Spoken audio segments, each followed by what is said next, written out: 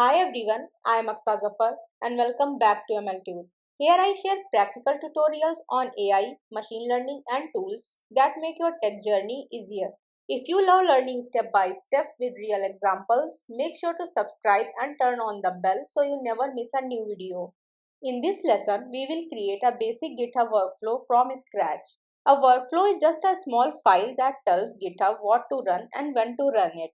We will look at the structure of the file, set a trigger, add a job, and add steps inside that job. Then we will push the file and see it run in GitHub. By the end, you will know how to automate simple tasks inside your project. Before writing anything, the workflow file must be in the right folder. GitHub only looks for workflows in a single place. The path is .github/workflows. If this folder doesn't exist yet, you will need to create it. Inside this folder, you add your .yaml file. This is where all the instructions go. If the file is not in this folder, GitHub won't pick it up. So getting this part right is the first step. Next, we choose what starts the workflow. This is done through a trigger. A trigger tells GitHub which event should activate the workflow. A common one is onPush, which runs whenever you push new code. After the trigger, we define one or more jobs. A job is a set of tasks that runs together. Workflows can have a single job or many. Even one job can contain several steps. Every job runs on a virtual machine provided by GitHub. You choose the machine with the runs on key. Most beginners use Ubuntu latest because it's quick and has common tools installed. We will stick to one simple job for now. Inside each job, we list the steps. A step is one action the workflow performs. Steps run in order, from top to bottom.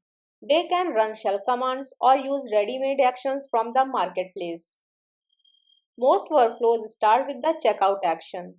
This pulls your repository code into the virtual machine.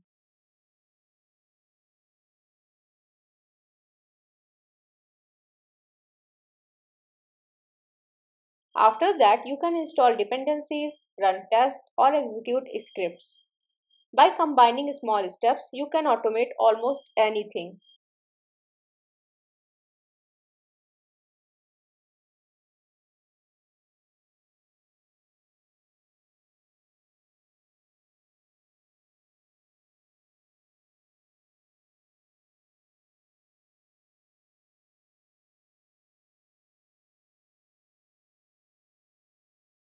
Here you can see a complete workflow file. It includes a trigger, one job, and several steps. This layout is the same structure you will reuse in most workflows. You pick the event, choose the environment, and write the steps in order. YAML might look strict at first, but once you get used to the spacing, it's straightforward. You can start with a simple file like this and build on it as needed. Once your file is ready, push it to your repository.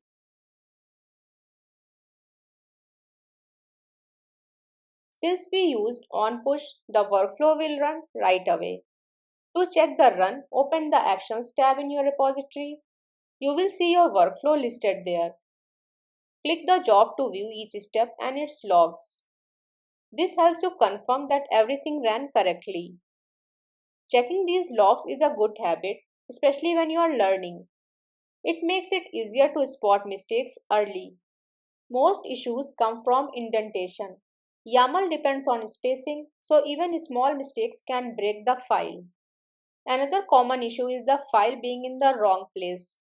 If it's not in GitHub/workflows, it won't run at all.